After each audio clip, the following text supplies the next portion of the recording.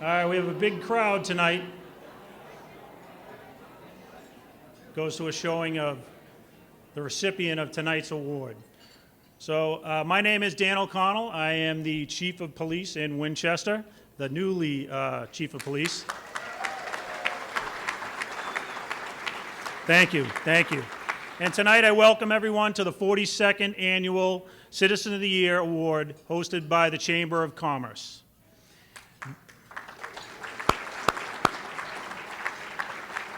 So this year's recipient is coming down the aisle right now. Dan Perenick, Sergeant of the Winchester Police Department, his wife Melinda, and his two children, Olivia and Nick.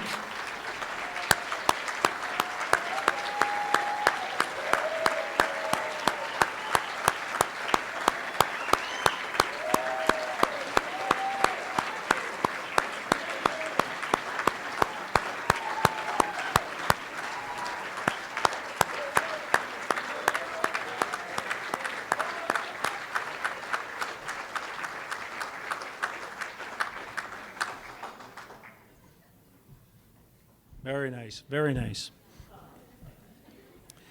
So before we get going tonight, I want to, on behalf of the Chamber of Commerce, I'd like to say a big thank you out there to Dot Butler and to Dana Garmy. Yeah. They put in a lot of hours on this. This is great to see everybody here. Close to 300 people for this event. We got through COVID, so this is great to be able to see everyone here tonight. So that's awesome. So I am your Master of Ceremonies tonight, and the first person I'm going to have up is you all know by his first name, Sal. Sal is going to say a quick prayer for us.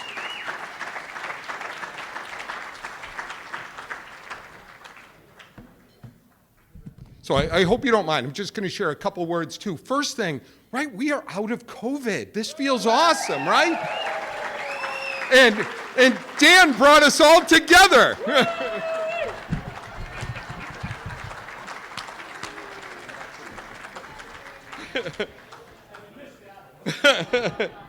So everyone can hear me, right? So I want to just share one word. When we get together to look at the different people who are nominated for Citizen of the Year, we look at in everyone. So many beautiful people are nominated. And we're sitting around in the group at the Chamber of Commerce. And I remember Patrick Fortin looking at me and he said, "What do you think of Dan Parinick as a candidate?" And I said, "I would have Dan's baby if I could."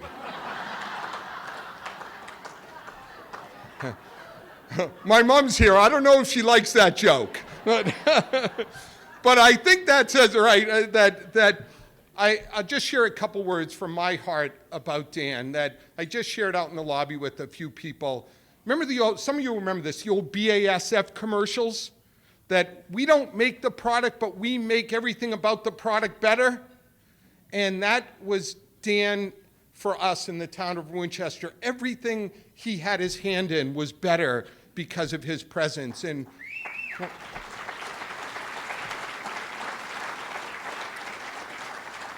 speaking from my heart at the church, and we all know we've had some, difficult, tragic moments too in the town. And for me personally, Dan, your presence, your guidance, your steady hand, I'll tell you, especially in my early days there, where it was the balm that I needed and everyone needed for all those good things. So thank you very much.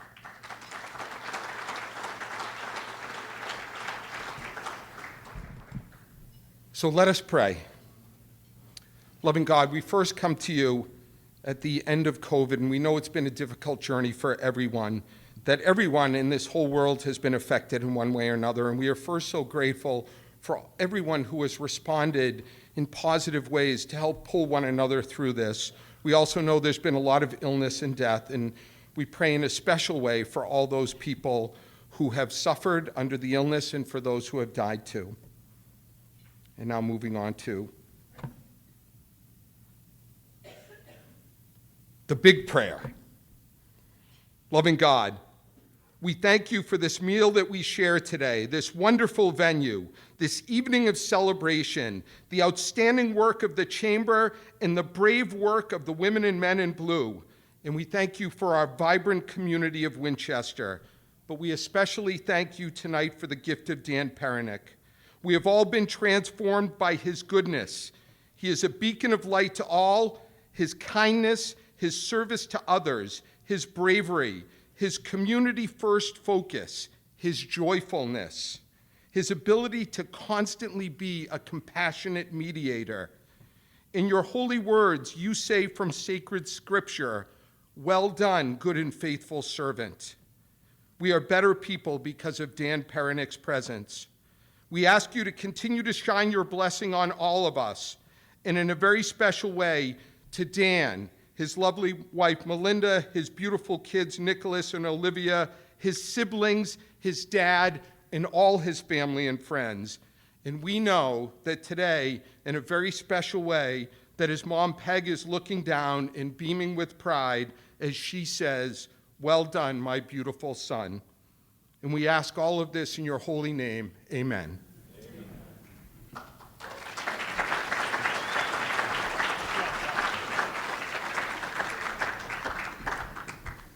Thanks, Al.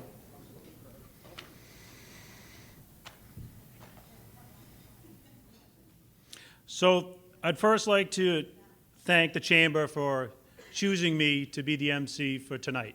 When I first was asked, I had done a couple of speaking engagements with the Chamber, and they said, "Hey, Dan Parinick got chosen to be the Citizen of the Year. Would you like to be the MC?" And I said, "Oh yeah, that sounds great. Sounds good." So about a week later, I call over to Bonnell's, and Alan Iden picks up the phone. I said, "Alan, yeah, I need those 2 cruises and everything." And he says, "Hey, I heard you were going to be emceeing that the Chamber of Commerce type of thing." And he says, "You got to be funny for that." And I go, "Well, what do you mean? What do you mean?"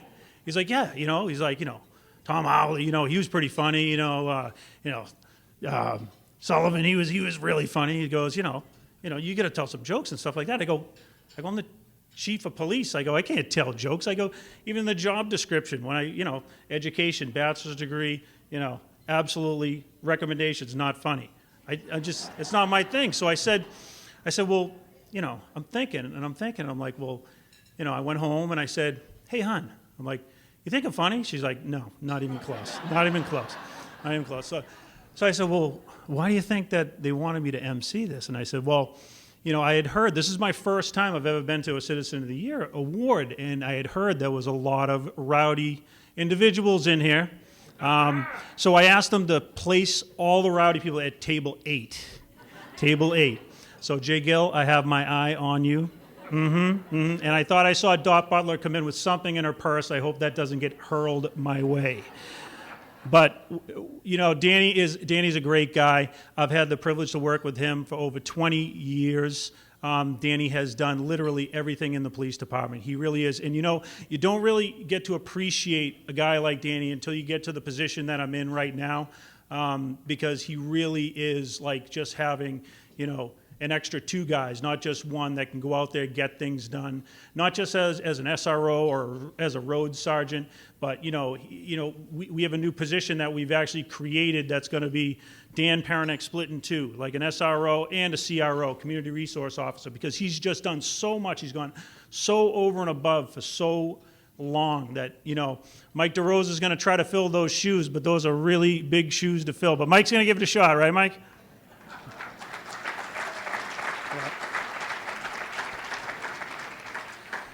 So when the Chamber of Commerce puts out their, at the first 3 months of the year, they'll put out applications for Citizen of the Year. And they'll go out and people will put in recommendations. So, like I said, I had never really been part of this before. So I said, I went onto the website and I kind of took a look at it and, wanted to see like what the criteria was to be Citizen of the Year. And one of the things that really stood out to me was they wanted to recognize the recipient as someone that contributed to the betterment of Winchester. And to be honest with you, I can't think of any other person that I know that really, lives that day in and day out. And we sorely will miss him, no doubt. No doubt, Danny. 11 days, but who's counting? Yeah. So, the criteria. So what is the criteria? So I'm going to give you an example of what the criteria is. 1994, Sandy Thompson. If you're here, if you could stand up. 1995, Justin McGee. There you go, Justin. 1996, Ann McGovern. 2003, my man Kevin Mon. There you go, Kevin. Yeah. 2004, the troublemaker, Dot Butler. Where are you, Dot? Yeah, there you are. 2006, my man Alan Iden. Where's Alan? There he is. 2009, Marie Johnson.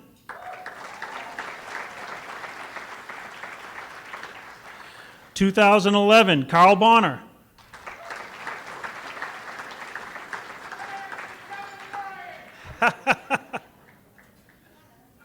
2013, Tom Howley. I saw Tom earlier. Where are you? There he is.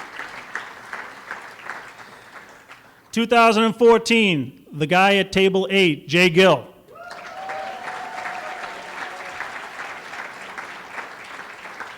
2015, Jan Dolan and Sal Carviello.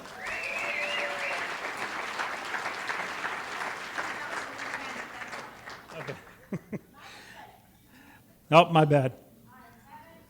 2016, Jim Johnson. 2017, Bob Deering. 2018, Jack and Peggy Roll. 2019, Sally Quinn. And 2020, which I thought was pretty special last year, was all the frontline workers, not just first responders, frontline workers. Everybody that was able to get out and be able to give us what we needed, whether it was gasoline, bread. So.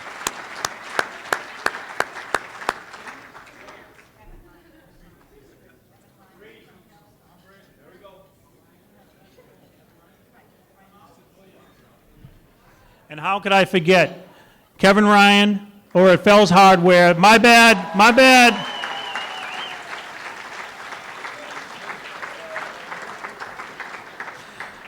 So we have a lot of speakers tonight, so we're going to get this shindig, as we say, rolling. I hope everyone has a great time tonight. Danny is a great guy. We got a lot of people here that want to talk some good stuff about him.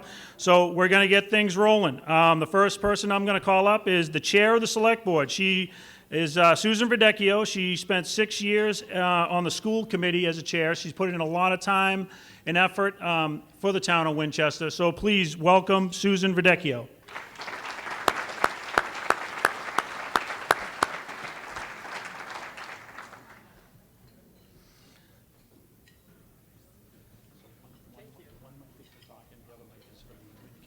Okay.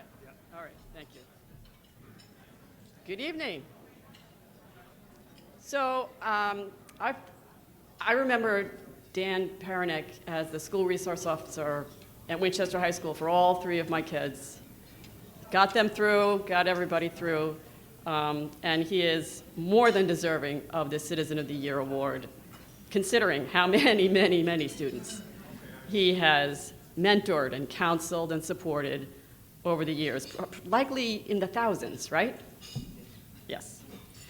Dan has been a steady, positive, caring, and encouraging presence at Winchester High School, strengthening that learning community and helping it through a number of transitions, a 3-year renovation project, new principals, new teachers, triumphs, untimely deaths, almost countless first days of school, last days of school, senior bike days, proms, and graduations.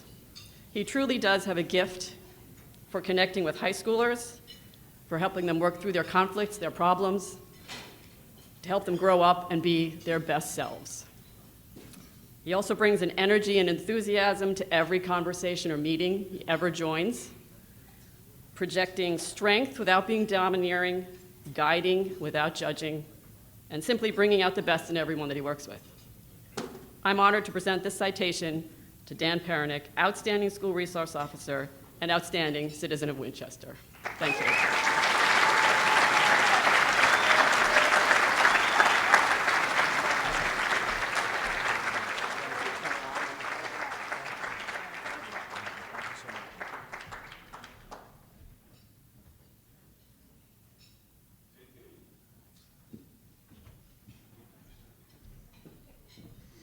Thank you, Susan. Next up is a rival of mine.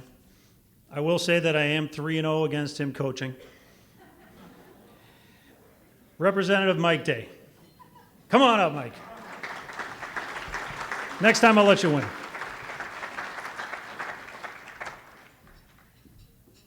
Thanks, Chief. I will note that every one of those games has been held in Winchester, so there's some home cooking going on there. Good evening, everyone. I am thrilled to be out with you all tonight. And as much as I love my 3 sons, I'm thrilled to be out without my 3 sons tonight with a group of adults for the first time in what seems like forever. I just want to start briefly by thanking the Winchester Chamber of Commerce again. You heard the chief go through the litany of those who are here. The Chamber gets it right every time they do the Citizen of the Year. It hits perfectly, and it's the right person every year, and this is certainly no exception to the rule. I think it's fitting that our first kind of big gathering, social gathering in Winchester is in honor of Dan Parinick, who, as Sal said, brings people together and makes people feel better about themselves. When I first started as rep, Dan was everywhere and still is everywhere. I'd go to a coalition meeting, he'd be there. I'd go down to the high school, he'd be there. I'd go to any sort of social event, he'd be there. Eagle Scouts, he taught me what to say and what not to say at the Courts of Honor. So I'm greatly indebted to Dan for that. You all know what a great guy is. I'll just share 2 quick pieces that underscore how nice of a guy Dan is. First of all, I see at least 1 full table of Woburn Tanners in the back.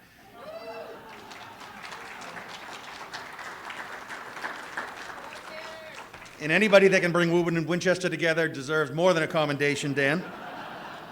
That's coming from a Tanner. And secondly, some of you may know, some of you may not, we did a little thing called police reform last year. And most of the time after we did police reform, when I'd be driving around, I'd get the one-finger wave from some of our officers. When I first saw Dan in the BJ's parking lot sneaking out, I looked over at him cautiously, and I got the 5-fingered wave, which was tremendously reassuring for me and in suiting with Dan's character. So I want to thank him for that as well. And just close by reading a commendation to Dan from the House of Representatives. Commonwealth of Massachusetts, the House of Representatives. Be it hereby known to all that the Massachusetts House of Representatives offers its sincerest congratulations to Sergeant Dan Perenick in recognition of your hard work, commitment, and dedication throughout 33 years as a member of the Winchester Police Department, and your recognition as the 2021 Winchester Citizen of the Year.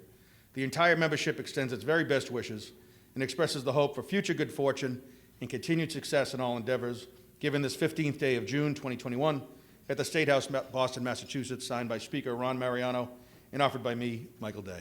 Dan, congratulations.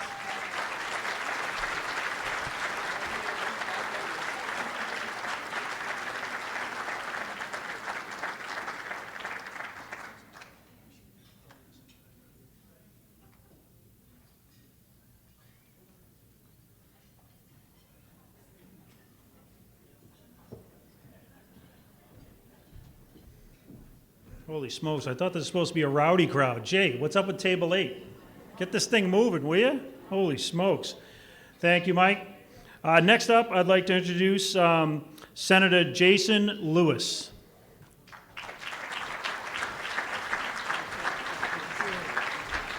Thank you, Chief.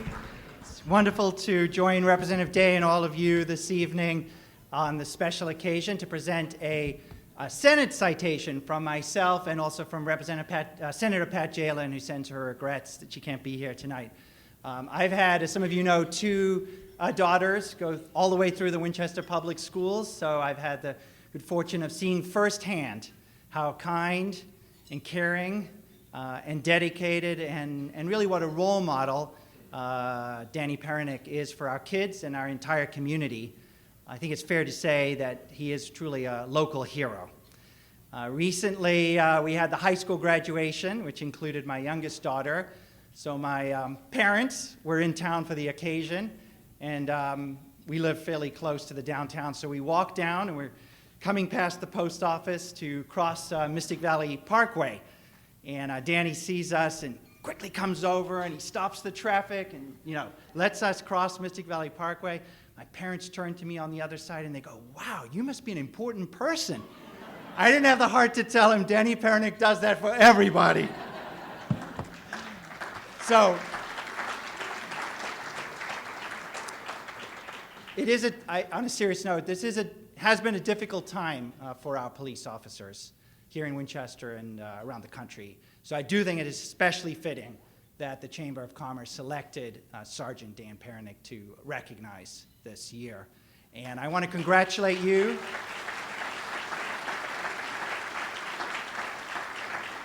And thank you to all our police officers and first responders for your dedicated service. Congratulations to you, Danny, to your family, your friends, and best wishes for your retirement.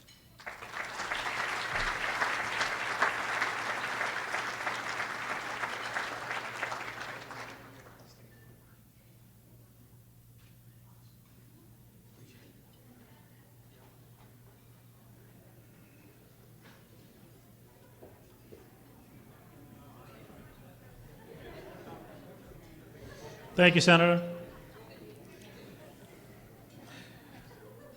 Next up to the podium is an individual that has spent 20 years with the Winchester youth as the troop leader of 507 Scoutmaster with the Boy Scouts, Chris Rogers.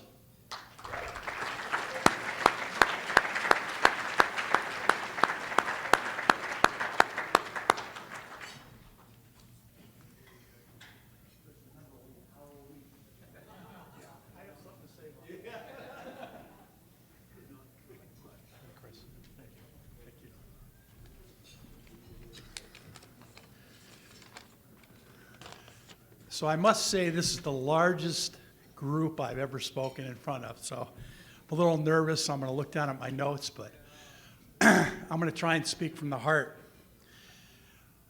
In thinking about what to say tonight, I tried to think of the first time that I met Dan, and I believe it was when I went to a recruiting night, brought my son who was just about to enter first grade, and I wanted him to be a part of Scouts, and Dan was there. He had just formed a new Cub Scout pack at Crawford Memorial United Methodist Church, and so I signed my son up, Austin, but Dan, immediately said, "Well, you want to get involved too." And his words were, "It's just about 1 hour a week." But my mistake was I didn't reply by saying, "Scouts honor?" Because I found out soon after that it was a little more heavy lifting than that. I took over Cub Master after Dan moved to Woburn, but Dan stayed and has stayed involved with the troop and the pack in Winchester, as well as got involved with the troop and pack at the Church of the Redeemer, 519.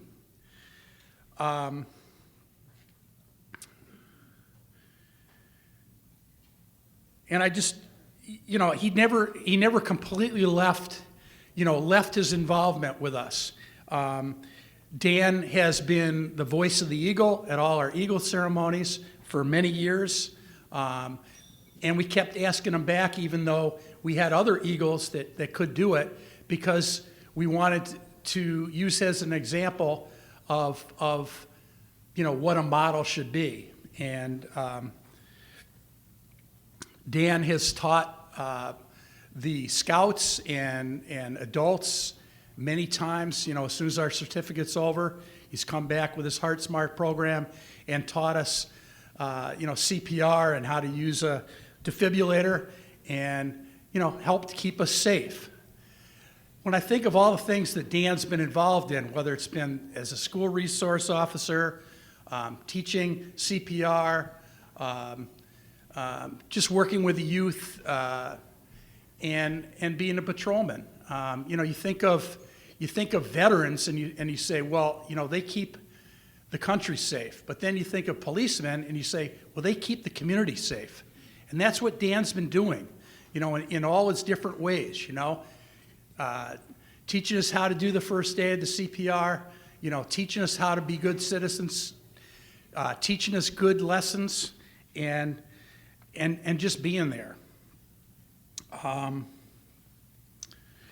it's hard today to think of who should be a model that you should emulate. Who's your hero and that kind of thing.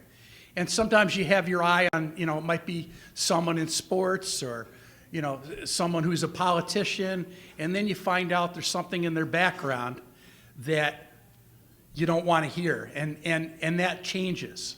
But with Dan and the people that know Dan, like I do, and just preparing for this and thinking about Dan, not one person has ever said anything, negative about Dan. And that's what I think is very special.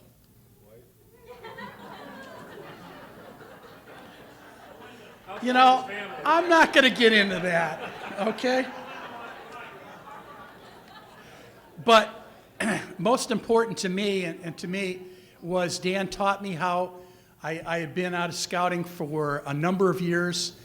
I had to learn how to be an adult scouter. Dan taught me that. Dan has always been there when I've made phone calls and said, hey, Dan, what would you do in this situation? And he always returned the phone call, always had words of wisdom, and that's meant a lot to me. So you've been a mentor to me. So thank you, Dan. You're very deserving. You're a great ambassador in whatever you do, and I'm really happy that you're getting this recognition.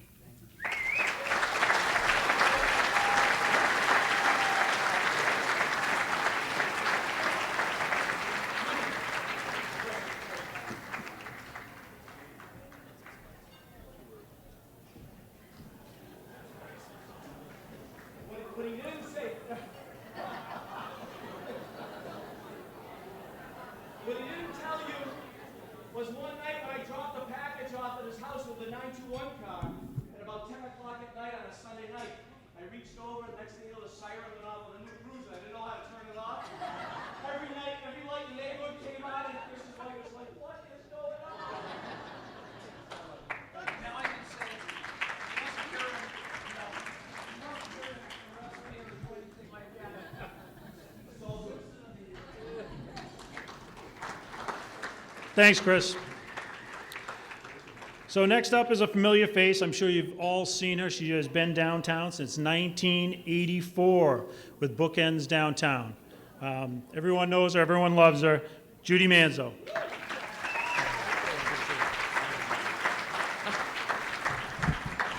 Oops. Just pulled it apart. I got to stand on my toes.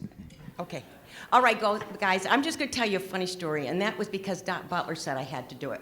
So here I am. I mean, you don't say no to Doc. But I'm going to take you back to 1995, Danny. You were only on the force for a few years at that point.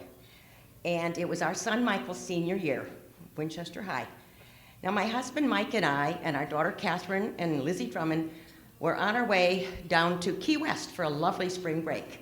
But Michael couldn't go because he had to stay and practice, and they had a really big game that week. He had to stay behind. That's what I was going to say. They were going to play against the #1 ranked team, Hingham. And guess what? They won. So what happened? You had a pumped up group of boys who needed to continue celebrating. So where did they go but to a big old empty house on Main Street? where we were thousands miles away. All right, as you can imagine, a flood of other students, but Mike invited the team to come and celebrate. A flood of other students soon crashed the party, and Mike knew he was in trouble. He could not control the situation. He'd lock a door, somebody'd unlock it, let more kids in. So he was really getting nervous. And all of a sudden, he looked out the front window, and there a cruiser pulled up.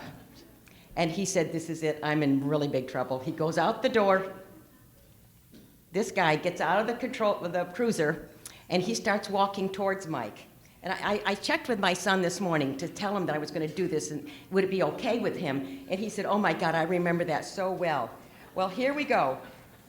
Danny's walking down the driveway towards Michael. Michael's standing there shaking, and he goes, "Michael, Michael, Michael," rubbing his hands together. "What am I gonna do with you?" You know, you're in really big trouble. So Danny gathered up the evidence, sent the kids home, and took Michael downtown to the station. Didn't exactly book him, but he scared the hell out of him. And then he made the phone call. "Mike and Judy, your son's okay. He's alive. He's well. But I just want to ask you, is there any other parent here who ever had such an experience with that phone call? Raise your hand. Okay.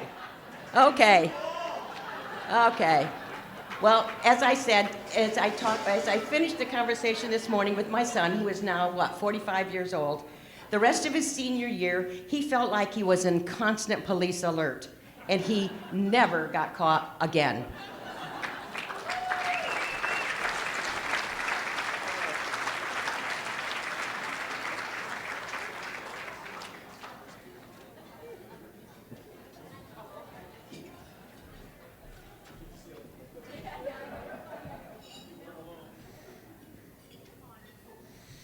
Danny, when was this picture actually taken?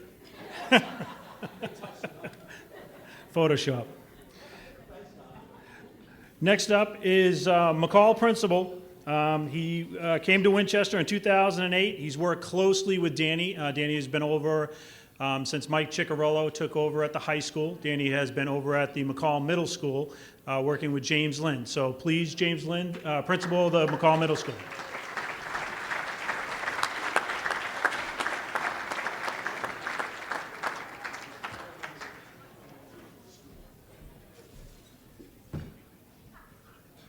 Hi, everybody.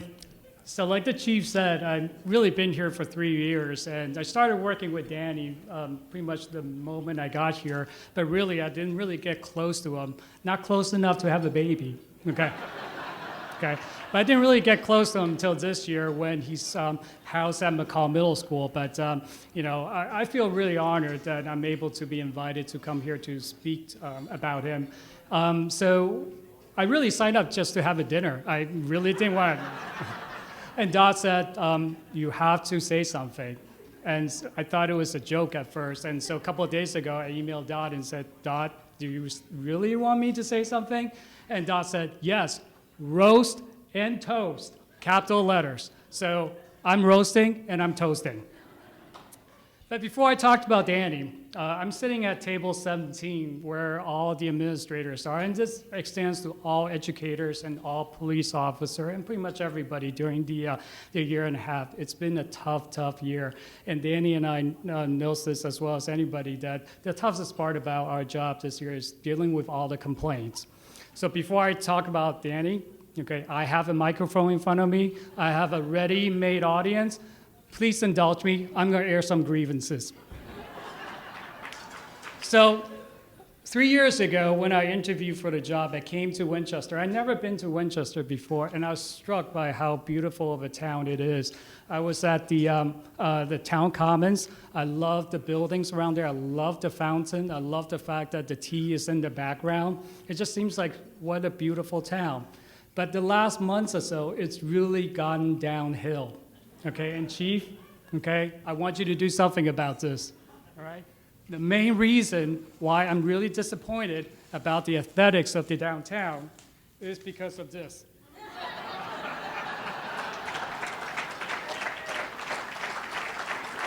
Okay, So are you going to do something about this, Chief, please?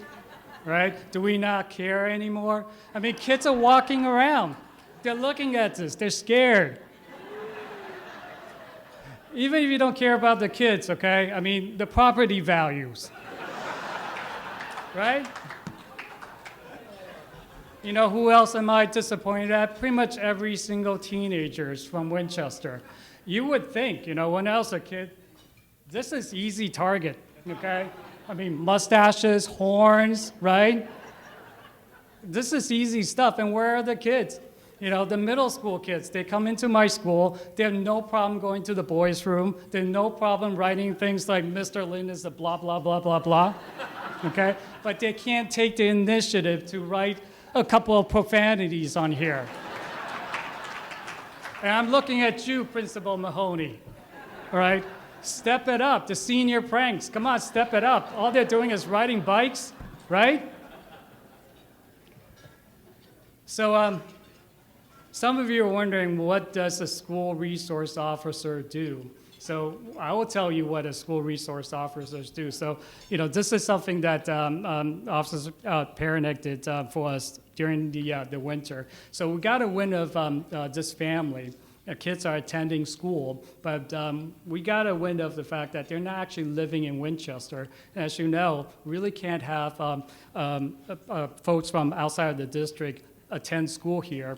All right, unless you have the permission of the superintendent. So we asked Officer Perenick, can you stop by their apartment and check out, are they actually living here?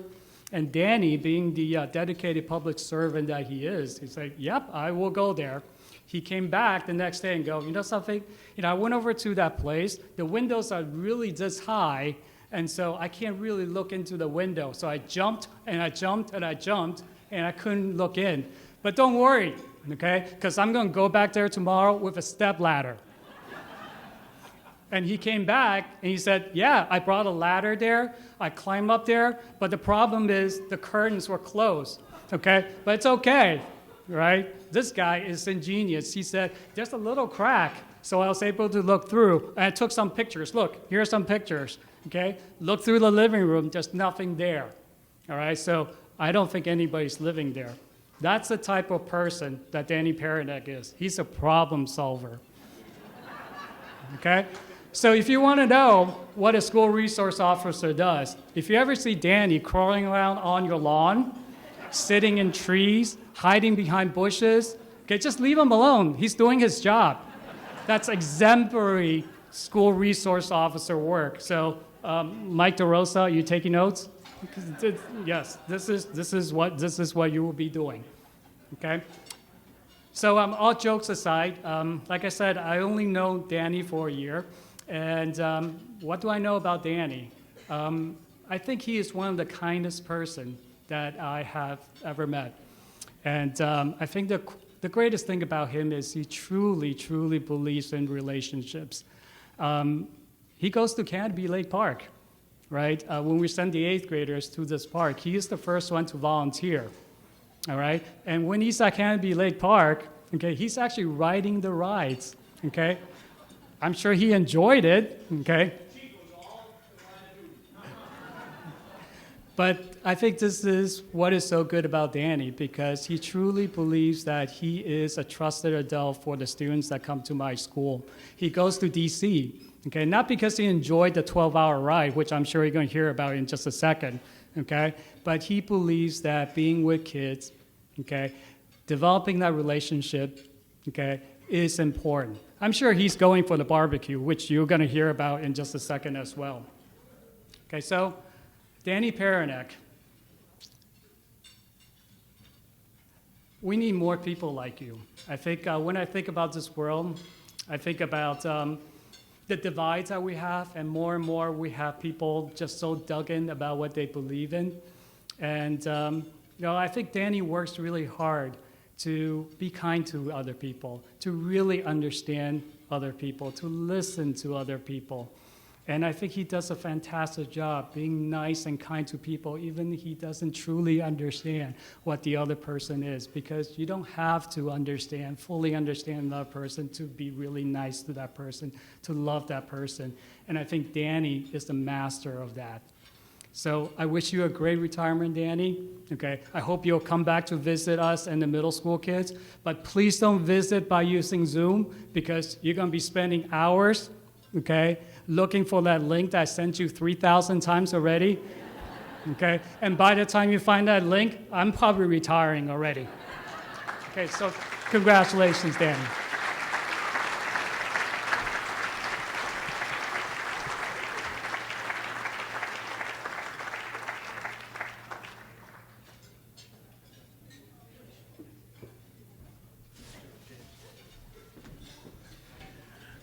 James, I got to be honest with you. I heard the stories that you were pretty good with the mic. I'll tell you, I go away every other year. We get away with the guys down to Key West fishing. You're coming. Next up is a hockey dad. He served on the school committee, the capital planning board, the town. He's a town meeting member, and he has served on the town audit committee. Spent a lot of time helping out with town, a lot of his own time. Please welcome Chris Nixon.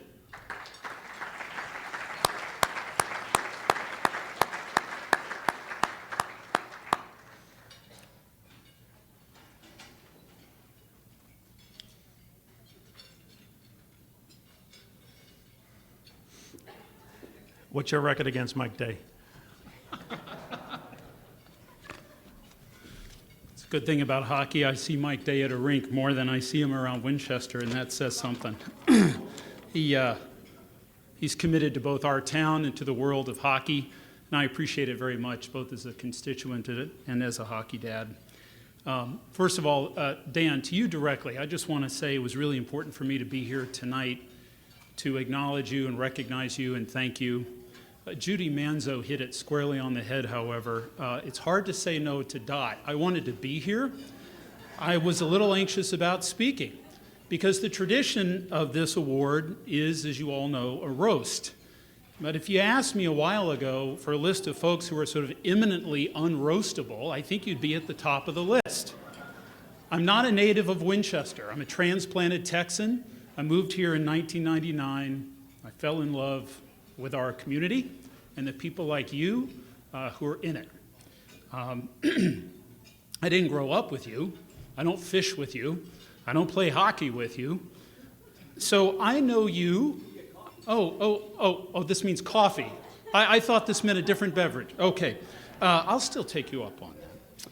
So as the chief said, I'm a long-standing member of the school committee. It's been about 12 or 13 years now, and as you all can imagine, from time to time, school committee members do have some firsthand knowledge and appreciation of the fine work that Dan and other members of our incident management team do. We're a big district, and from time to time, we do have students in times of crisis, and I've always really appreciated your compassion and your professionalism and the grace that you bring to the job. It's a hard job. So that's how I feel, but that's not really roastable material, and so I said to Dot, I really don't have anything funny to say, and that, of course, wasn't going to sit well with her, so I said, all right, I'm going to say something, but I've got to be creative. So I thought, I know what I'll do. I'll reach out to Winchester middle school and high school students and ask them if they have any stories about Dan Parinick. Okay, I got some interesting responses, but I had to shut down my inquiry pretty quickly for two surprising reasons. First of all, we have a lot of students in Winchester who are a little too comfortable sharing self-incriminating information with school committee members. And second, I was hearing more than I wanted to, and quickly the stories were just not suitable for tonight's event. But having said that, I can say, yes, I am now convinced it is in fact possible to scale the flagpole at Winchester High School, and I have a detailed list of all the monuments one can see from the roof of Winchester High School in McCall. Note to you, James, wherever you went.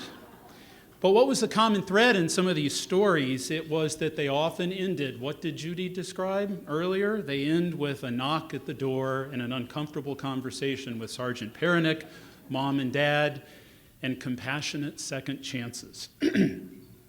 So if I can't really be here tonight to roast you, Dan, let me share with all my sincerity my appreciation for your many treasured qualities, including your kindness, compassion, your optimism, and your inimitable smile. The school resource officer is such an important role in our schools, but it isn't for just anyone. An officer doesn't become an effective and trusted member of the community as if by magic. It takes a unique and treasured set of skills, personality, and commitment.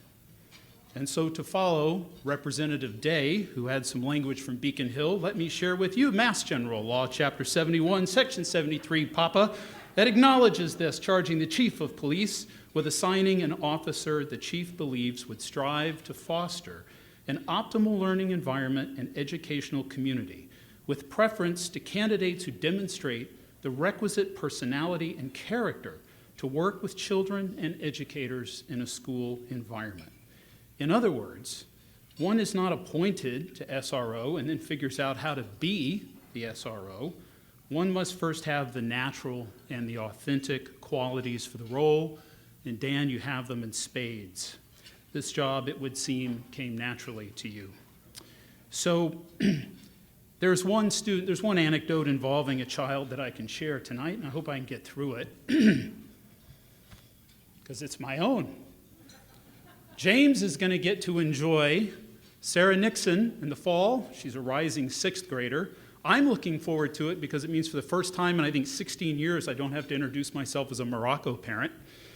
Many years ago, Sarah was enjoying her time at one of our fine establishments in Winchester that provides some structured activities and childcare during the summer. And one very hot August day, I got a phone call no parent wants to get. Mr. Nixon, I'm very sorry. We have scoured the building and the grounds. Remember this? Sarah's gone. We don't know where she is. So, wave of emotions. I'm flashing back to what she looked like when she walked out the door. So I'm rattling off her height, her weight, birthmark, the clothes she had on her back. And I tore to that location to get there. And I was, in that moment, petrified, but I was also comforted because as I was pulling in, you were pulling in. And I thought, I don't want anybody else with me in this moment than you. And so, as you often do in your sort of calm and reassuring way, Dan explained to me, he reassured me the phalanx of officers that were scouring our side of Winchester. And after a while, thanks to Kim Cohen and a few other eagle-eyed Winchester residents, Sarah was picked up safe and sound.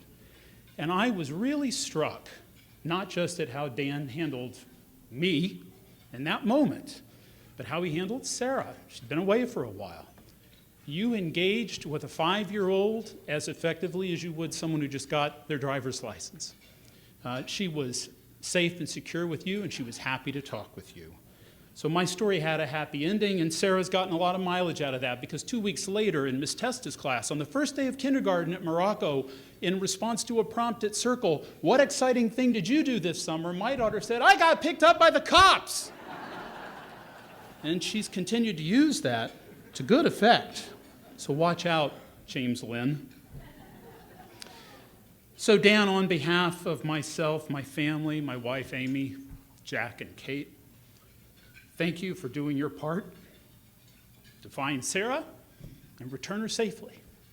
And on behalf of the school committee and our entire administration, thank you for your many years of service to the department in your role as SRO.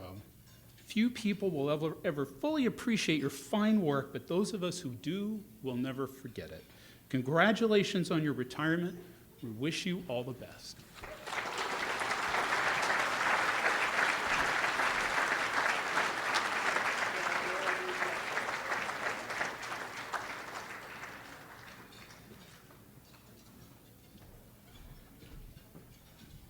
Thanks, Chris.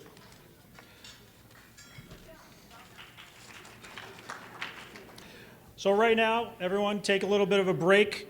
Dinner has been served. We're going to pick up in probably about another 5 to 10 minutes. And we still have a lot of individuals that want to roast and toast the man at table 3 or 4. So relax, take a break. We'll be back in 5 minutes. Gotcha. All right, we found him. All right, ladies and gentlemen. Next up to speak is going to be Rick Tustin. Rick is the fire chief. Rick has spent 35 years of service to the town of Winchester. He's worked with Danny hand in hand for many, many years. Rick, you in the building? Yeah, here he comes, here he comes. Note to self for next year, no 5-minute break.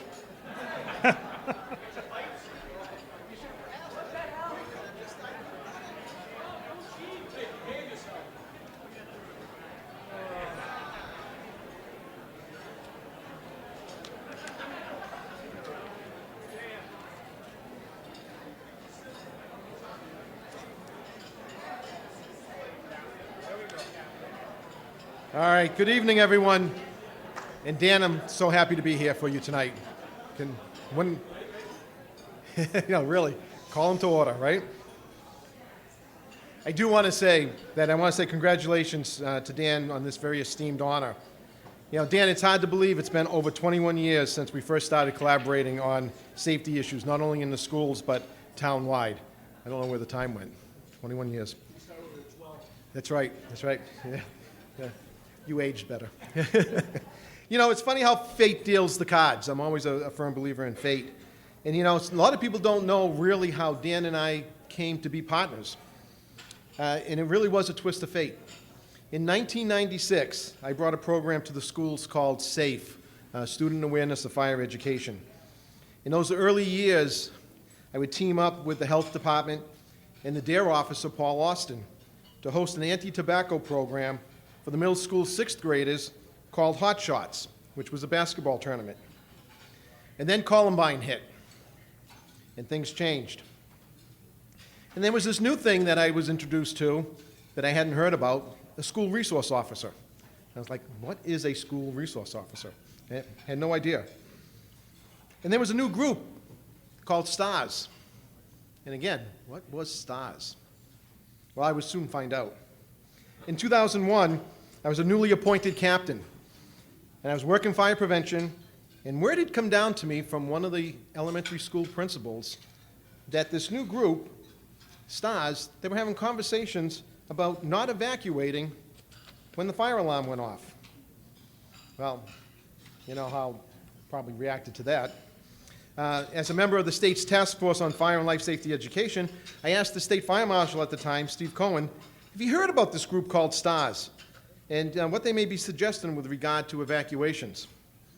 He told me that he was aware of this newly formed group, but he was not aware of what they were messaging. I do fondly remember saying to the marshal, we probably should get some messages to them about the importance of evacuations, since we had been practicing fire drills in the schools since the tragedy of Our Lady of Angels Fire some 50 years earlier. Lesson to be learned. Okay, as they say, watch out for what you ask for. Within a couple of weeks, I bump into Chief Peritano out in the back parking lot. And he says to me, I hear you're concerned about STARS and fire evacuations, and suggested that I talk with Dan. Well, actually, it was more of an order that I talked with Dan, you know, and I wasn't going to say no to the chief of police. Well, we all know how it is with Dan and how he can convince people to do things. And the next thing I know, I'm meeting with the STARS group, and then lo and behold, I became a member of this wonderful group called STARS, primarily because Dan asked me and convinced me. Only an hour a week. And I'll get to that hour a week in a minute, too. Okay. Fate was certainly kind in this case, and this wouldn't be the last time that Dan had talked me into something. A few years back, Dan was involved. We heard about his involvement in Boy Scouts. Well, a few years back, he was planning a Boy Scout camporee on the banks of the Charles River. Now, Dan knew that I had been a longtime scouter and approached me with a request. He asked if would I mind coming to the opening ceremony on Saturday morning and piping in the scouts and all the leaders. And then could I hang around afterwards and help out with the police explorers while they were doing some auto extrication and different things with cars? Well, you can guess that, of course, I said I would be happy to do so. So the big weekend arrives, and it was miserable. It rained, and it rained, and it rained. So I arrive, and I check out on Saturday morning. I find my place to park, check out the venue. Where am I going to pipe in all these scouts and leaders, walk around. And I'm glad I had my rain cape with me. And, after we piped in the opening ceremony, it continued to rain. And I did stay for that while and helped out with the police explorers, getting pretty wet.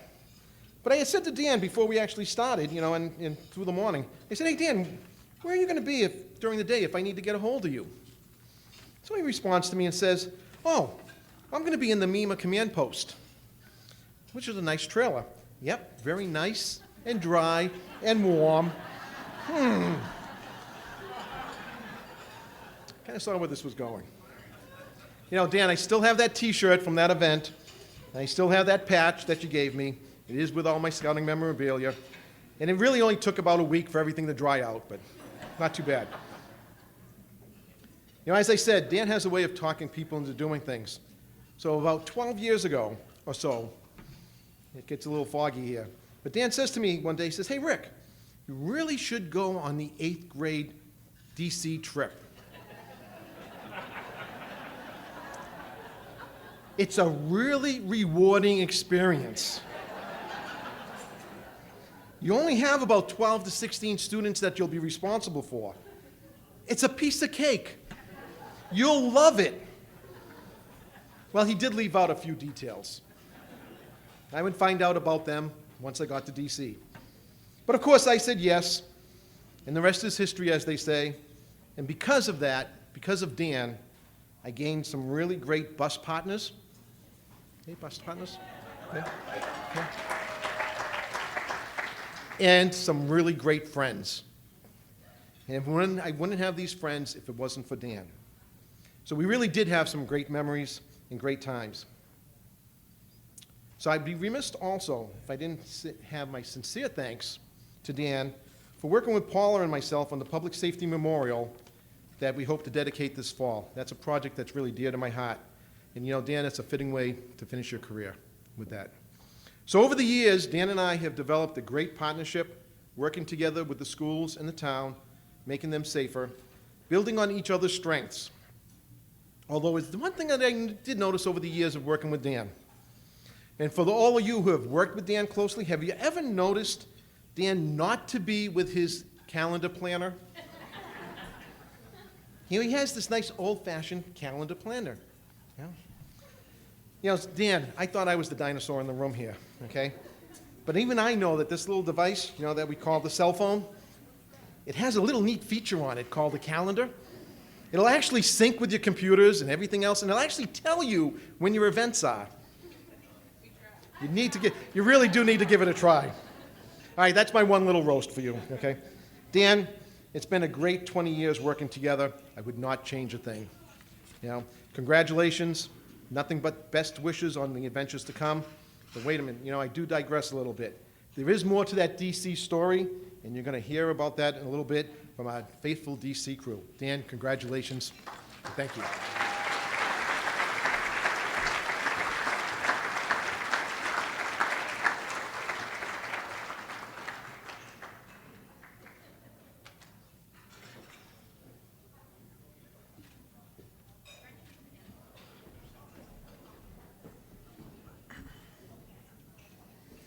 Thanks, Rick. Next up is Grace Tripp, the McCall Middle School teacher, and some of the DC Trippers.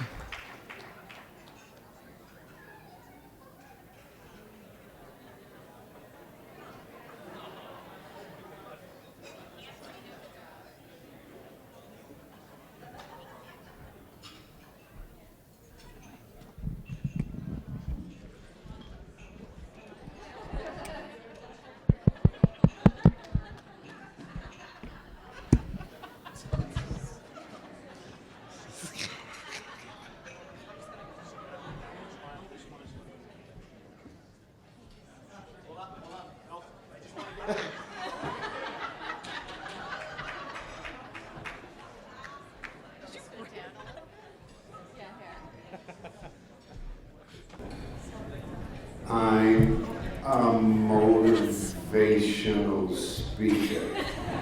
No. You just committed the two worst mistakes you could tonight. First of all, I found out from a few people that Dan Perenick is kind of shy and he gets embarrassed very easily. Second mistake, you gave me a live mic in front of a lot of audience. But I'm just kidding.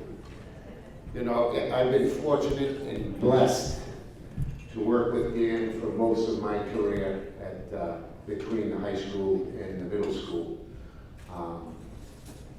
And I've also been honored twice to be the keynote speaker at two graduation ceremonies for the 8th grade McCall Middle School.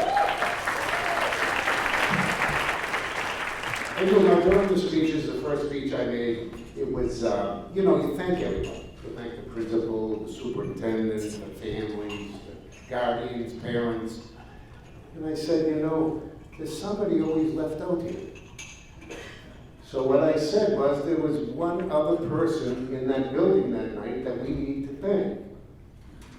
And I said, that person is Sergeant Dan Perenick. Or as I call him in my best Forrest Gump imitation, Lieutenant Diane. Even though he's only a sergeant, he's always Lieutenant Diane. But in any event, it's been an honor working with you. You've become friends of ours. You're just an amazing man. You're everything a police officer should be. You've earned our love, our respect. You're a wonderful husband, a wonderful father. And when you retire, believe me, from our hearts, you are going to be sorely missed. And we appreciate you so much. But on the takeoff from Chief Tustin about the DC trip, and General Doc Butler asked us to do a little something because Danny has spent umpteen years as a chaperone, as if all of us on the DC trip. And you don't say no to General Doc Butler. No disrespect to you, Colonel Perenick, but she outranks you tonight. Even if your father was here, General Perenick, she would outrank you. So anyway, a little bit about the DC trip. Yes, we all volunteered to go on the trip. And the first thing is actually getting the kids there on that Monday when we leave at 5 o'clock in the morning. I mean, it is a humongous undertaking. It's a logistical nightmare. And thank you to Pat DeBreeze and Grace Tripp for being the coordinators the past 5 years on this. Ladies and gentlemen, you have no idea what it is. So we get them on the bus, 400 kids, 8 buses. Danny's usually on bus 8 because he's at the rear. If we lose anybody, he'll find him. No problem at all. So we get them down, and it's so hard to keep them all together walking through Philadelphia. And then you finally get down to DC at 9 o'clock at night, check them all into their rooms. And then what happens is we usually have a meeting. But before that, you know, we have a chaperone meeting. We put the kids to bed at 10. The guards come in always. And then we go over the itinerary for the next day. We talk about what happened that day. But the worst part of that trip is not only is it so tiring on us, we get these kids up at 6 o'clock in the morning. We see every museum, memorial, and monument there is. We get them into bed at 10, and then we have these meetings. But the worst part of that trip is I know for at least the male chaperones, we're all assigned rooms, 10 to 12 rooms. We have to wake up the kids up in the morning, whether we have to wake them up at 6 or 5:30. The worst part of that is they knock on the door, 6 o'clock in the morning. You knock on the door. About 70 times you knock on the door. And finally out with his kids when I shut. It looks like he called his hair with a hand grenade. The worst part is the smell. Just imagine 17 old gym bags, a 30-pound roll of 20-year-old Gorgonzola cheese. It's indescribable. So anyway, we get them on down to breakfast, we get them back on the bus, do one thing, and we come back at night, get them in the bed, and we have another chaperone. On the Wednesday night, Grace and Pat usually run the meetings. When they, they can talk about the day. But on the Wednesday night, we have the meeting. But we let Lieutenant Diane run that meeting. Because, ladies and gentlemen, on a Thursday night before we leave, we go to this wonderful place up in the Jersey called Smoky Glen Farm. And the place is humongous. And it's like a logistical nightmare for us to keep track of everybody. But it's the best barbecue, it's the best food we'll ever have. So, per order of General Butler, and I know Kathy Alexander is here too, so Kathy, please don't judge us. We would never make a part in one of your wonderful plays, but we're going to do our best to put a little comical trick on the meeting that Dan runs the night before we go to Smoky Glen Farm.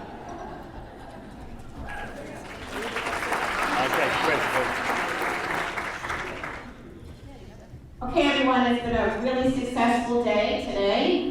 Everybody grab your non-alcoholic drinks for the chaperone meeting.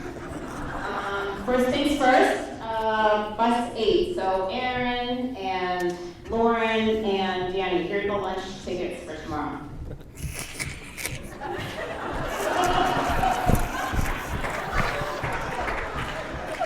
All right, awesome, thanks. Okay, so first things first, tomorrow's Smoky Glen, and as you know, Rick and Danny have a plan for Smoky Glen, so I'm just gonna hand it over to Danny and Rick. Thanks, Grace. Captain Rick and myself, formerly known as Captain Rick, we devised a plan to keep our 8th graders safe at Smoky Glen. As the children mentioned, there's acres and acres of land, there's trains, there's buses, there's roads. And our job is to keep them safe. Now, what do 8th graders like to do? They like to run in the woods. So we're going to have Catherine. Catherine, you're on the northeast section over there. Mike, you're on the southwest over there. I'm going to rock my compass. Lynn, Miss King, run to the buses over there. Mr. Breeze, you're going to be the floater. I know you know you're a swimmer, but I need you to help out all over here. Phil, you can talk to anyone. They're right here. Keep those foods contained so they stay away from the food. Over here is the playground. There's a bunch of 8th graders that like to sit down and chill out. We're working half of the week. That ain't gonna happen. We're gonna move them to the right. Okay? Ellen, you're gonna walk for your friend Aaron over here and go to the left and pull God and pull it in the equal. Now it's really time for some food. So Captain Huston is going to execute the food position. All right, thanks, Dan. So what we're going to do is when the food comes, we're going to do a 2-3 zone defense. So we're going to deny the perimeter. Eddie Haskell is going to come back door, but then we're going to funnel all the way down to the low post, and then they'll get single file, the kids will have one by one, and then chaperones lead at halftime. And then Dan has some more words. And again, as I mentioned, the chicken and the ribs and pies are delicious. As Rick and myself once said, yummy, yummy in our tummies. We'll bring it back to Grace. Thanks. Thanks, Dan. Thanks, Greg. Okay, so now we're going to have Lauren for Bus 8 and Allison Hayden talk about the top 10 moments of DC. Bus 8 is great. Without fail, Danny would request the same World Stride step-on tour guide, Polly, every single year. Polly was no less than 85 years old, struggled to project her voice, but walked faster than all the 14-year-olds combined. Danny couldn't bear a trip without Polly. During the Potomac River cruises, any 8th grader who misbehaved during the dance was sent to a taped-off area called the penalty box.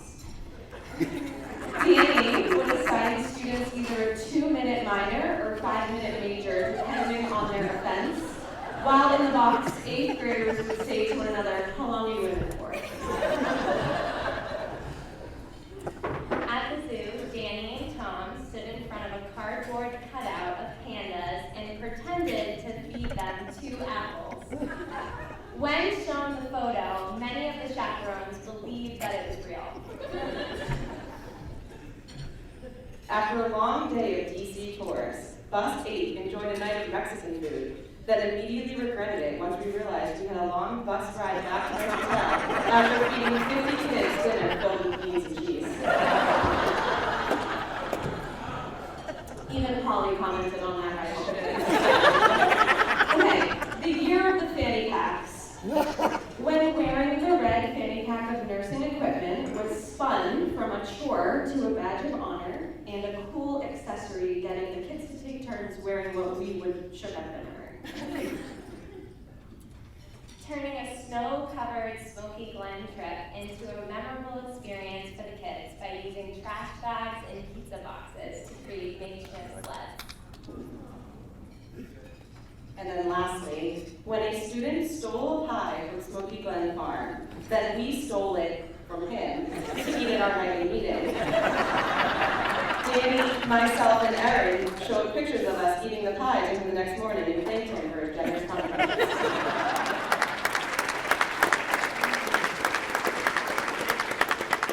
Now, Patrick Reese has a gift for Danny and a copy of World Strides.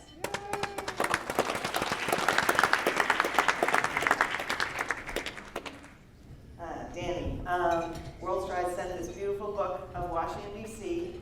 It came, I will say, a little bumpy in the mail, but you know what? That's going to remind you that not all our trips were perfect.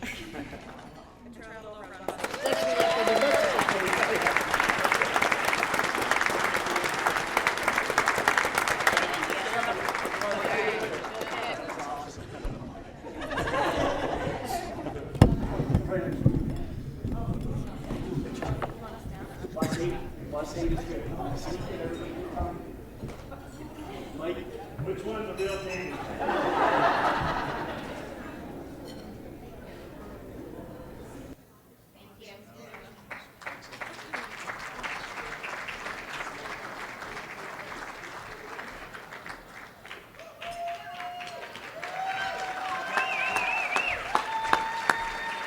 Great job.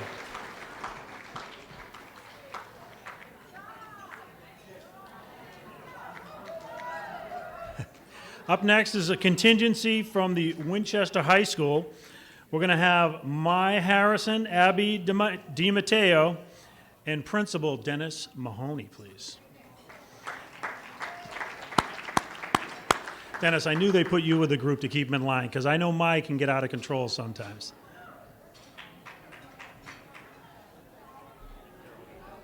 Oh, you got more.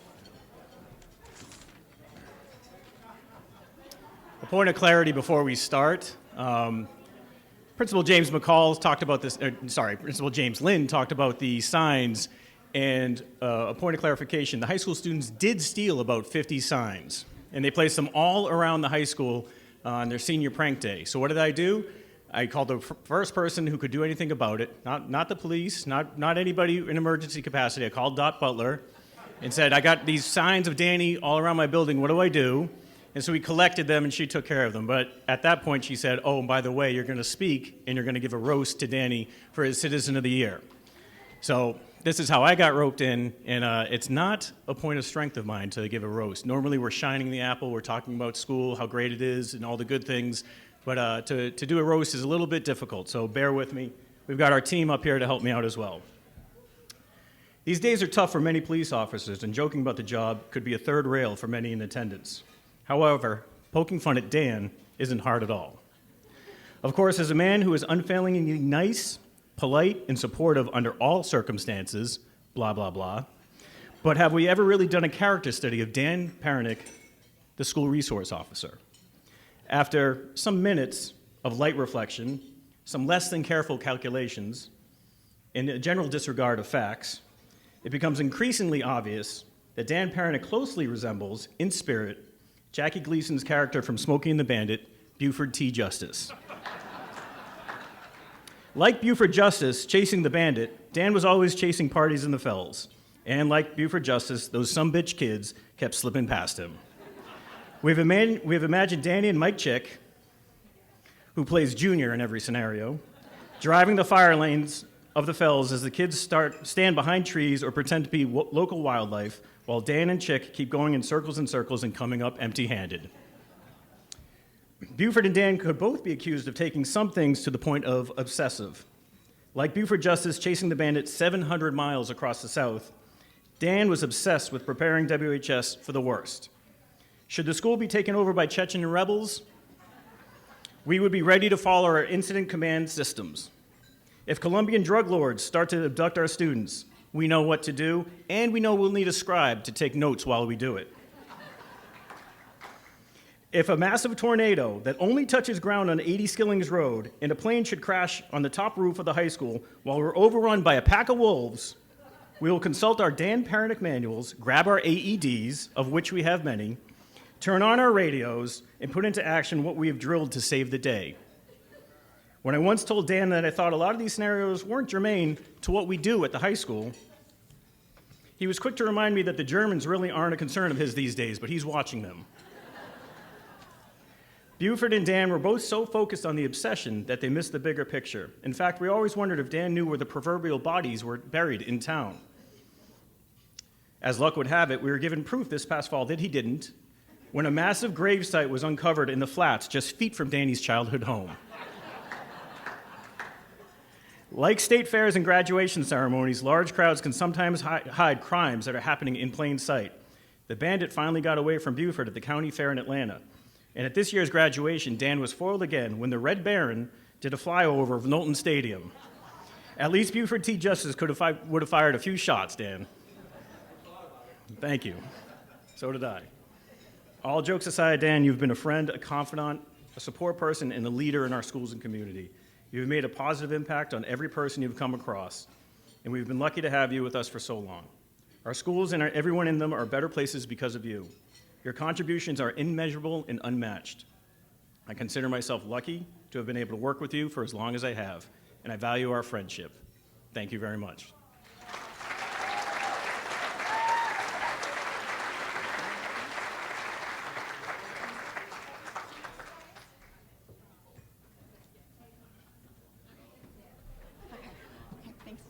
Nice job, Mr. Mahoney.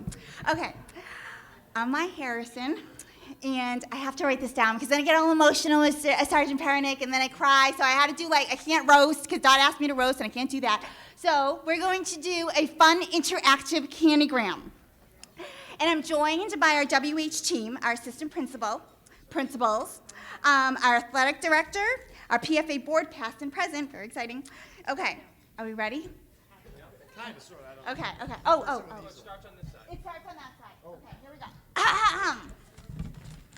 Never taught art, so. Okay, ready? Dear Sergeant Perenick, your payday is finally here. We wish it were $1 million and an extra bonus of $100 grand, but not sure if that's against the law. Yeah, you know. Oh.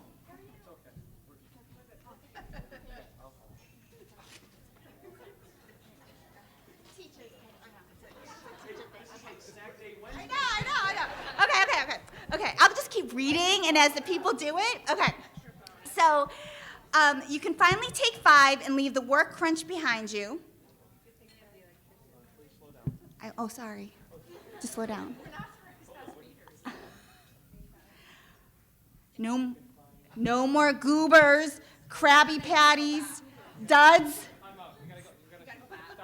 Oh, start over. Okay. Here we go. We were really trying to make this interactive, and let's try this again. Dear Sergeant Perenick, your payday is finally here. We wish it were $1 million and an extra bonus of 100 grand. Can you hear me? Stinking. This is.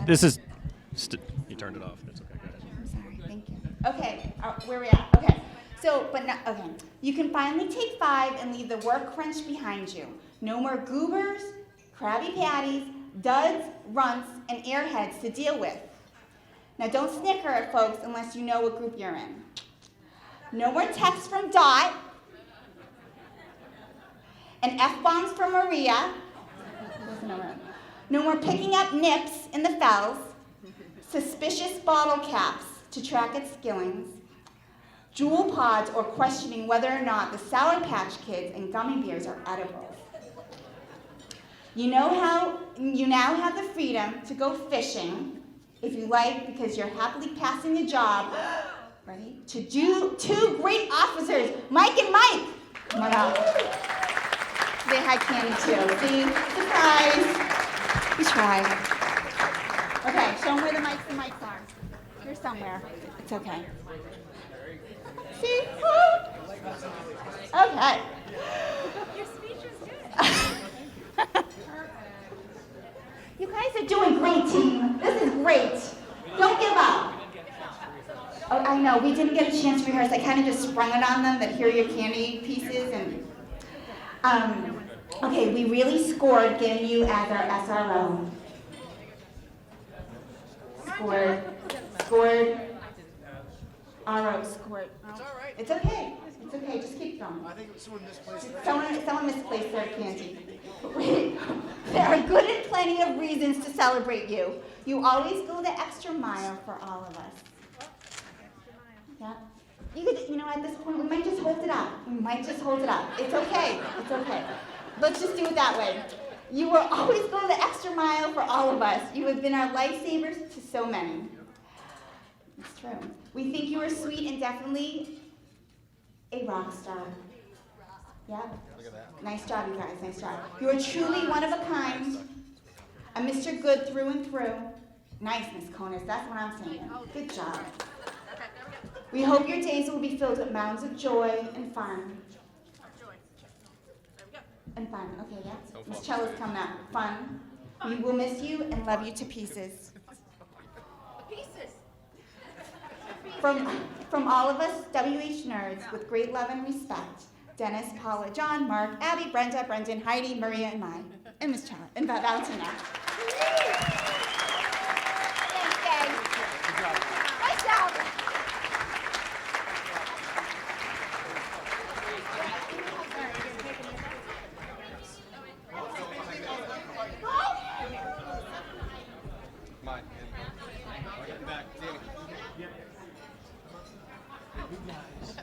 Poor CBS has no candy left for the kids.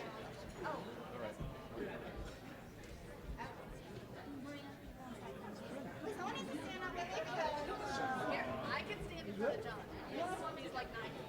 Down. Thank you. No problem.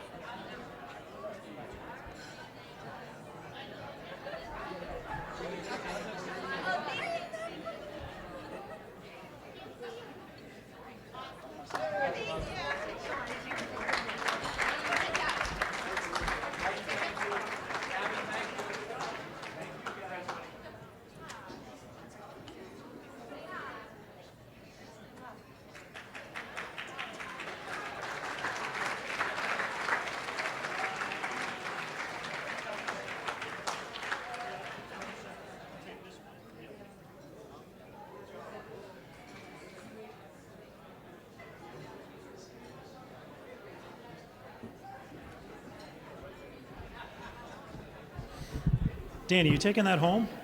There's some good old school candies in there. It took a while to find those.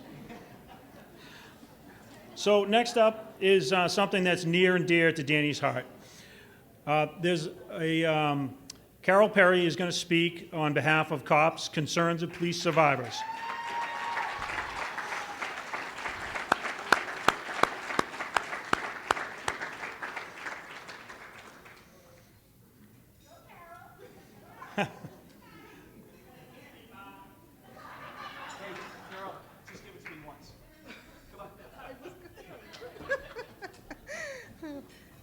lot of people here. It's like the academy. Oh, God. I met Danny 26 years ago. Jen Mataliano, my two sons, and I traveled to Washington, D.C. It was 10 weeks after our husbands had died, and we were bringing the boys down to go to the Cops Kids program. So that morning we brought them to the ballroom, and I looked around, probably this many kids, and I thought, I do not know any of these people, and I'm turning my children over to them. And I thought, Danny came forward and he said to me, you can trust us. We know what we're doing. I let him take the boys, and at the end of the day, we went to pick them up at the bus. They came bouncing off that bus. I swear they grew 4 inches that day. They were happy. And Scott said to me, Mom, we're not the only ones. So I thought, I can trust this man. Well, that summer we went to a cops outing, all of us. Mike Feely and Danny took the boys rollerblading. And one of them thought it was a good idea to let them go down a steep hill on their rollerblades.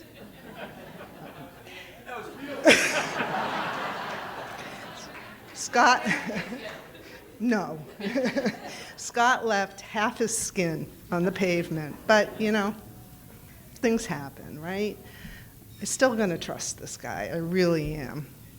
Well, then we all went skiing to King Pine. Scott got a fractured wrist. And I'm thinking, maybe not so much, right? Maybe not. Danny mentored kids in Washington, D.C. for 10 years, between 200 and 300 kids a year. New, most of them, came through that program. And hundreds, maybe thousands of kids were touched by Danny. Oh, I didn't mean it that way. Honest to God.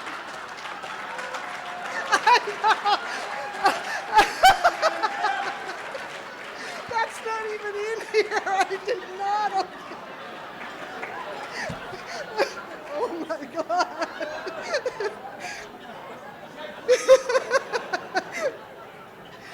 That wasn't how I wrote it. I swear to God.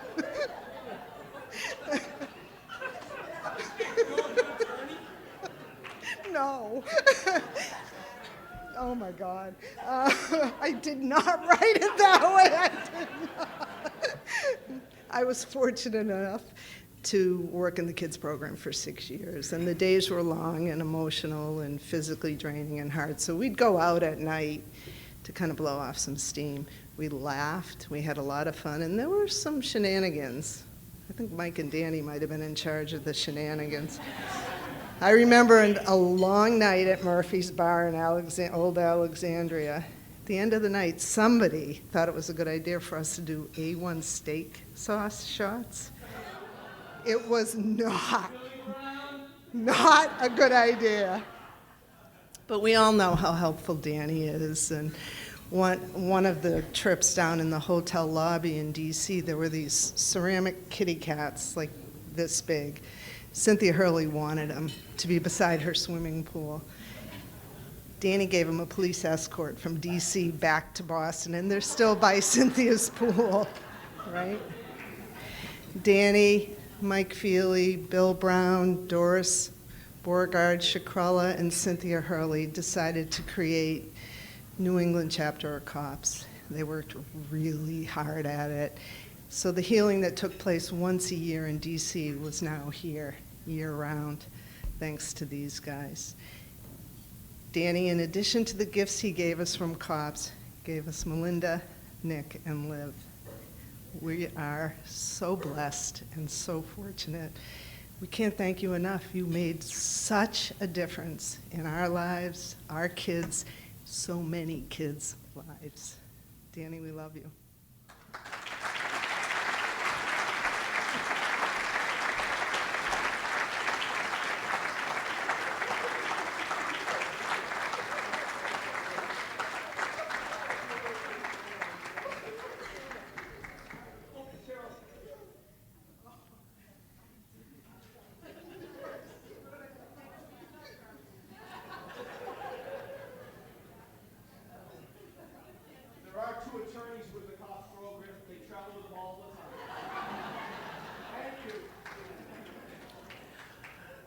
So I'm not sure if many of you are aware, but Danny took a trip across the pond a few years back. So next up to speak is on that experience were two of his trip mates that went over. Amy Lukowitz and Paul Lucci, both of North Reading.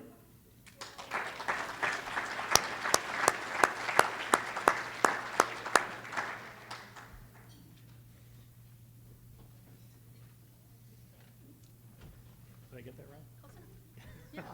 Yeah, that was close enough. Luckowitz. That's why we go with by Lucky. That's easy. Well, some of it's coming here right now. So, in 2019, we were given quite a gift, and the Rotary Foundation awarded our area an opportunity to bring 4 school resource officers over to Kent County, England. And the Winchester Rotary Club gave us the best gift when they nominated Dan. And it was such a gift to us. So the Winchester Rotary is right over there.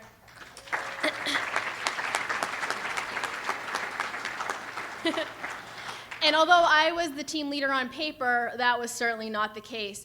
And our job was to actually share information both ways. It was for us to teach them about how school resource officers over here function and for them to share with us. That's not quite how it all went. So I want to share with you a couple of things, and then I have a message from the entire police department for you over in Kent.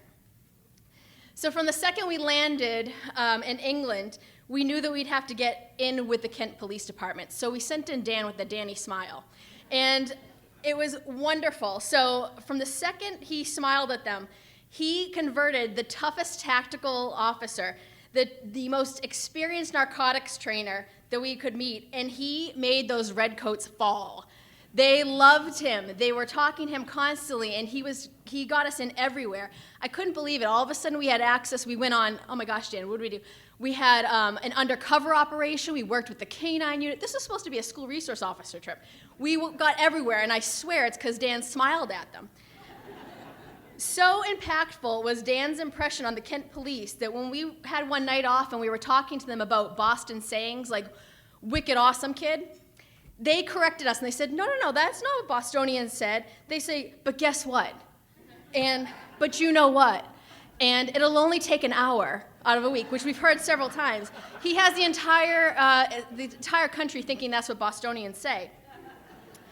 The best part for me, though, was to watch how he mentored the other officers, one of which is Detective Lucci, and spending time with them, getting to know them. But if you remember this, Dan, my favorite part was one night we had time with their cadet program, and Dan lit up because one of those officers, one of those cadets, was turning 18 that night, and she told us that she wanted to be a police officer, and Dan invested so much time and energy, and they were just obsessed with each other, asking questions of each other.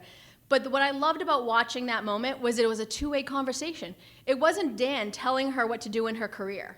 It wasn't like that at all. He was saying, what are your passions? Tell me about your family. What are you interested in? And that little kid, who was 18 at the time, did not want to leave him. We actually had to pull them apart because we had to take our tiny bus back through the tiny roads. But were just absolutely such a pair. And I know that you made an impact on that girl, and she's now an officer. So it was a wonderful moment. I did bring for you a message from Adam, our good friend Adam. So I'm going to read that. Now, I need you to pretend like I'm a 41-year-old British officer with a great accent, okay? Okay. Here we go. Dan, I and all your friends over from Kent Police are sending you a massive congratulations for your well-earned retirement and Legend of the Year in Winchester. You've been an inspirational leader in your community. I wish I had your babies. How did he know? That's weird. That's kind of fun. Yeah, Adam, I don't know. Okay. Dedicating yourself to the protection and welfare of others. I have so many happy memories with your time with Amy, Paul, Megan, and Dawn when you visited us across the pond. Your dragon boat paddling is still some of the best that we've ever seen over here in England. We're looking forward to the Boston leg next year. Have a fabulous celebration and enjoy the next chapter of your career. Detective Chief Superintendent Adam Ball, Head of Victim Justice and Custody. That was from the entire police department, I'm sure, so congratulations.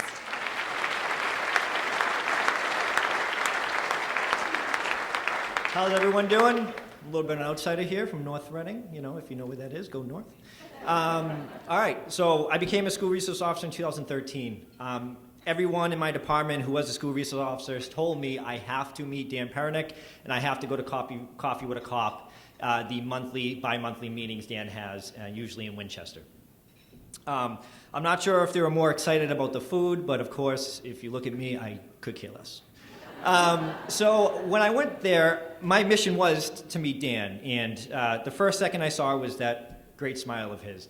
So welcoming. I'm from North Reading. He's been in Winchester forever, and as a new school resource officer in 2017, being on the force at that time for only 4 years, I was kind of looking for my way, right? Just trying to figure out how to do this job right. And I learned a lot from those meetings. And then we find out through Amy that I was going to go to England with Dan. And honestly, I was like, wow, I'm going to go with Sergeant Perenick. Like, he is the godfather of SROs. Like I know, like, everyone knows him, but has anyone kissed the ring before? So I go to England with Dan, and we meet everyone, and he gets us into everything. He smuggled, I think, 3 British hats, the bobby hats. He smuggled like 3 of those home, I think. I don't know how customs didn't find out. You know, when we were there, we got a couple questions. First question was, am I allowed to carry a gun? Because I look like I'm 12. And then the other question was I Danny's son? And I would absolutely say yes, because I want some of that Winchester pension money. Honestly, what I really loved about that trip was just learning from Dan. I got to actually sit down with him a bunch of times, and we went for a walk and looked out over the English countryside, and we just talked about the job. And I just tried to soak up everything I could from him and just emulate you as a school resource officer. It meant a whole world to go with you on that trip, Dan, so I appreciate it. Another thing that I noticed was when we were on a Segway tour at Leeds Castle, I was behind Dan on a Segway, and I didn't want to emulate him at this point, but he went off course, and he basically rolled the Segway, and I think he might be in the CIA because he can roll and tuck. He can tuck and roll. He is very spry, and he just got up and kept going. I'm like, what just happened? Like, where did he just go? But honestly, Dan, if I can be half the SRO you are, I really appreciate it. Just a kid from North Reading, not even in your town, just to be able to mentor from you and everything, it means the world for me. And you're going to leave a lot of experience behind, but I know you are making that playbook for the other SROs that are going to take over. And I don't know, Chief, if you're doing ladder rolls, but I mean, I'm a detective now, so I mean, come on. I could take over for Dan. I mean, I'm serious. I can do 3 schools. I have 5 now. I can do a couple more. But no, thank you, Danny. Appreciate it, and I'll always never forget what you taught me, so thank you very much.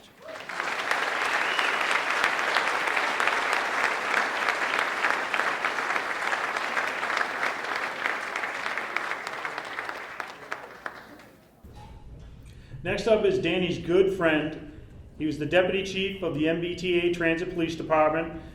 He was there for over 26 years. He also worked at the Amtrak Police, and he is a retired Winchester police officer also. He's a very busy man. Lou, come on up.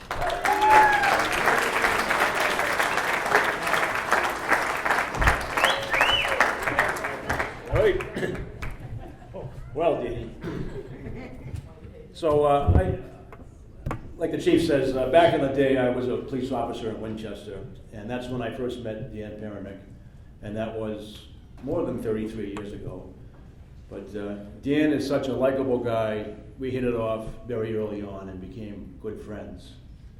And Dan and I loved to be cops, and we also loved an occasional beer or 2 after work.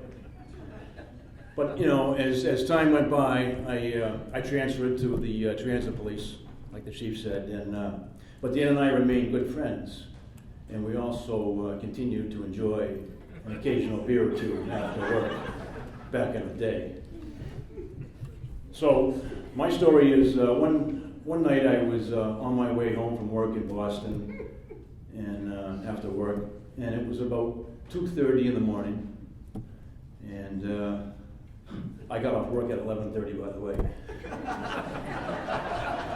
But it was in the middle of the winter, and it was we'd had a pretty significant snowfall, so the streets were snow covered, and there was some pretty severe icing conditions out there.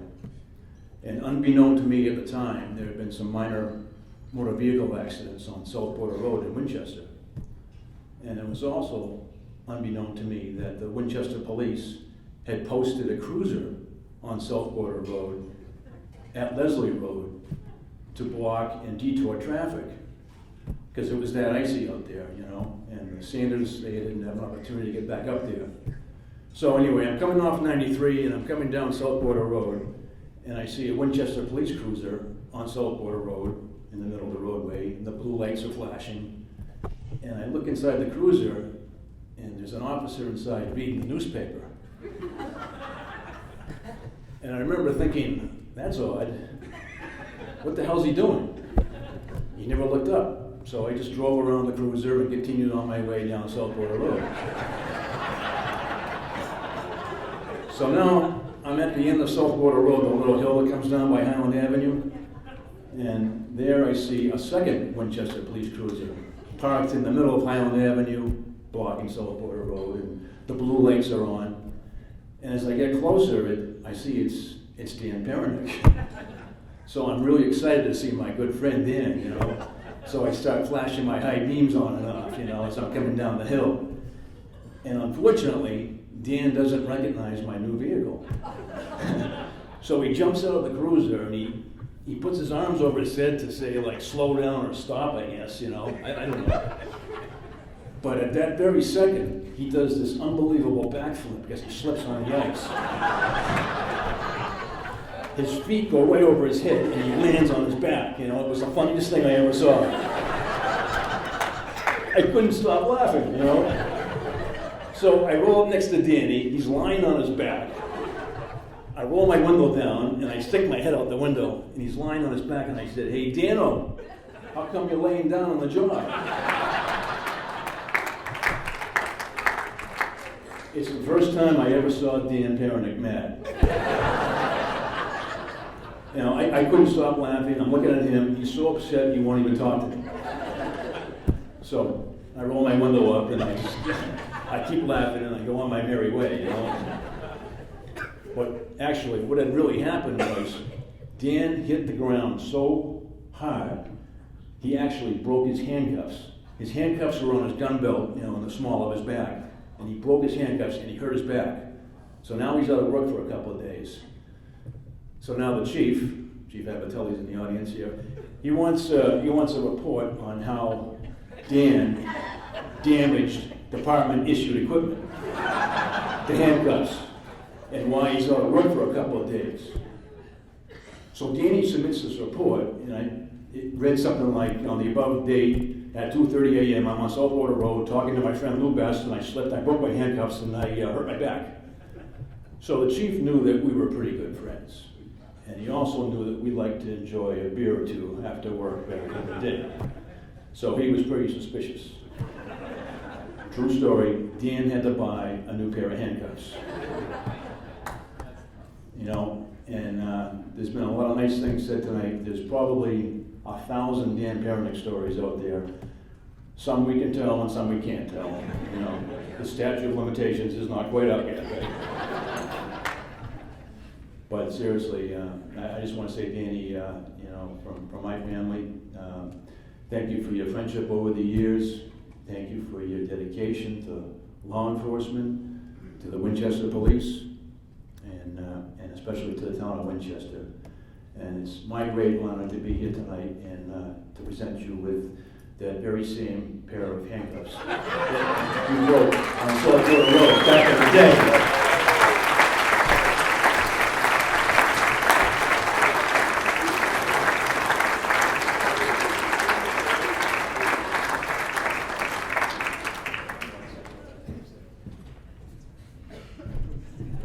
Nice work, Lou.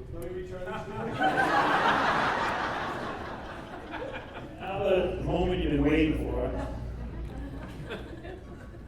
Let's get him up here. Dan, let's go. Come on.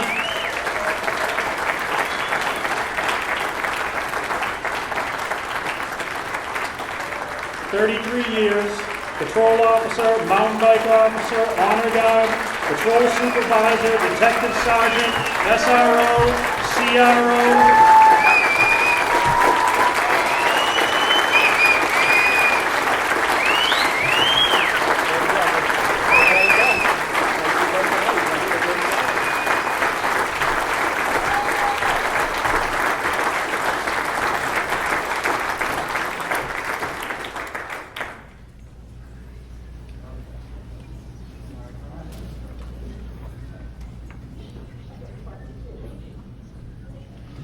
Wow! Everybody know who George Bailey is?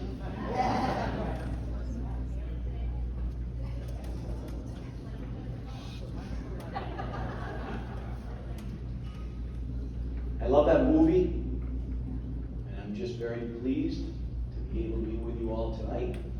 On behalf of my family, we thank you. And I truly feel like George Bailey. And when we hear that little bell ring, as an angel, and there's been many, many angels that we've lost over the years in the community, people who can't be here with us tonight, family, friends, co-workers, and let's just think of them just for a couple of minutes, or just for a moment. And I'm very truly blessed. Before I get into my speech, I know that I'm very pleased and honored to be part of this team.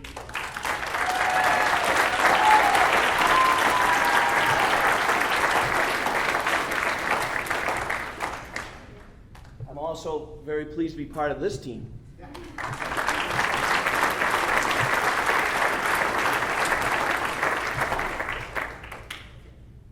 I'm awful proud to be part of Susie Flood. Where are you?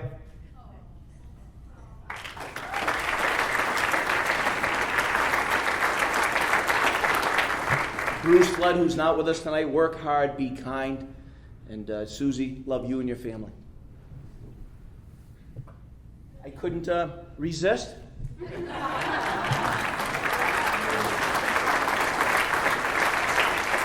My ties to the city of Woburn, and I have to tell you, 2 state championships. Congratulations, Olivia. Did a great job. During the football games, I'd have to stand at Thanksgiving Day, I'd have to stand on the 50-yard line. 1 foot on this side and 1 foot on this side. And Chrissy, you and Kenny were there, and you used to watch me. I'd wave, I wouldn't move. And the time we're sitting, I brought them for the first time up to Woburn. I was off duty that one time, and we're sitting in the Winchester crowd, and lo and behold, Winchester scores, and I jump up, woo! The crowd cheers on our side. Woburn scores, next thing you know, Nick and Olivia, woo-hoo! And there's the Winchester people like this. But what really, really, truly honored me in our 2 communities is this shirt here.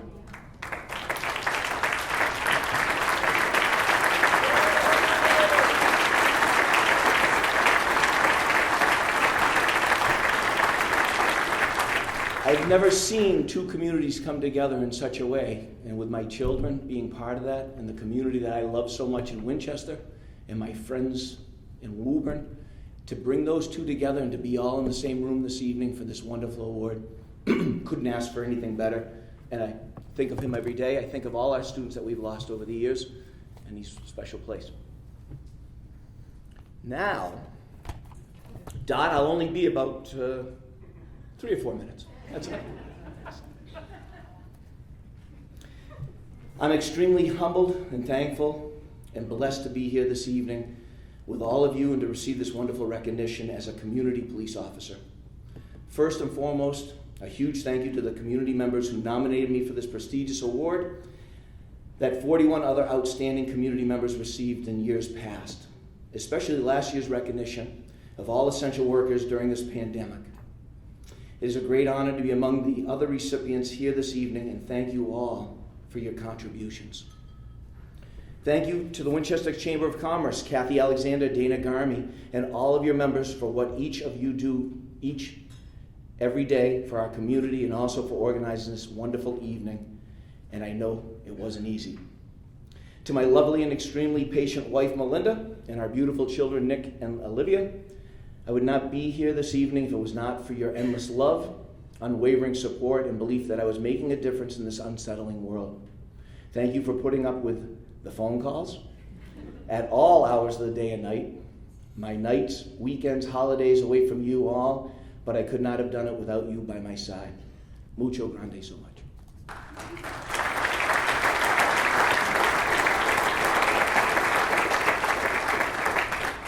To my family and Melinda's family, Kim, Chuck and family, Andy and family, Elsa, Michael and Christine, words cannot express the support and love you have provided over all these years. Unfortunately, Dad was not able to make it this evening, and Mom is here in spirit, but both would be sitting right here. Well, maybe not together.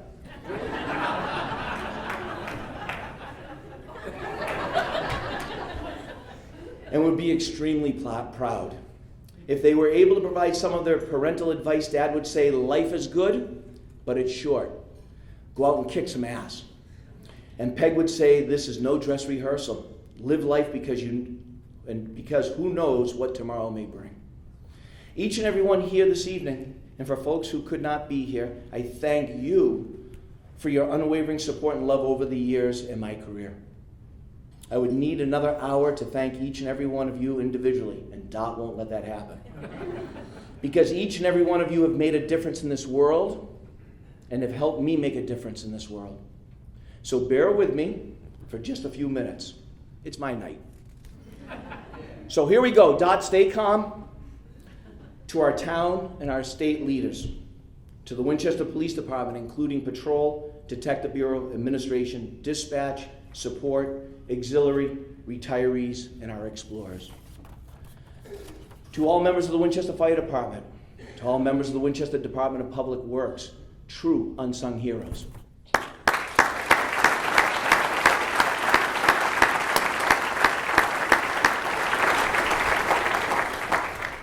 See a table out back to the right. To all the Winchester Hospital, especially in the emergency department and the security team, again, unsung heroes.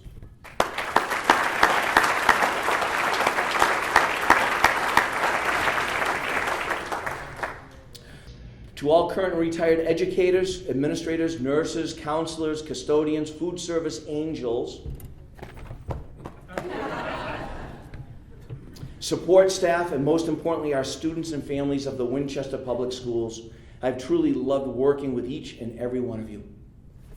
To all members of Nemlik Stars and the MJPOA, I've been blessed to work with truly remarkable and caring law enforcement, fire service, educators, and mental health professionals to help our communities before, during, and after times of crisis.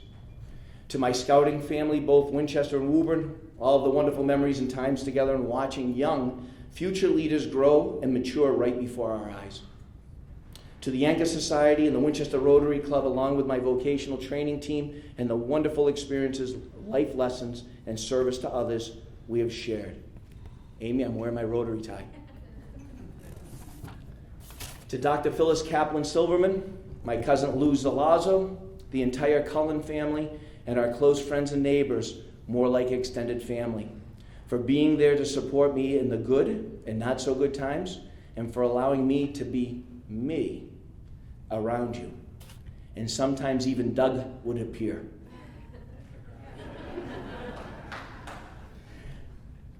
To my cops and law enforcement memorial family, I love you all. Thank you for letting me be a part of your lives, both in sad and good times. You will never be alone, and I will always remember the ultimate sacrifice you and your families all have made to make this world a better and safe place for all.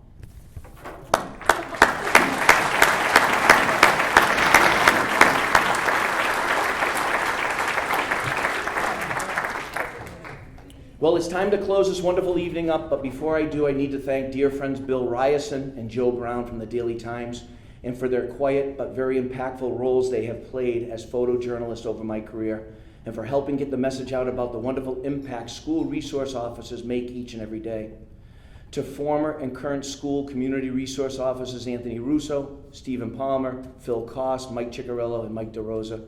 We have all made and will continue to make a positive difference in a young person's life, and there is no greater vocation that I can think of or would want to be a part of. To my partner in community, Dot Butler, to you and our dear friend Liz Silva, who I have had the privilege of working hand in hand and arm with to pour and build the foundation of a safer and healthier community. I love you both from the bottom of my heart.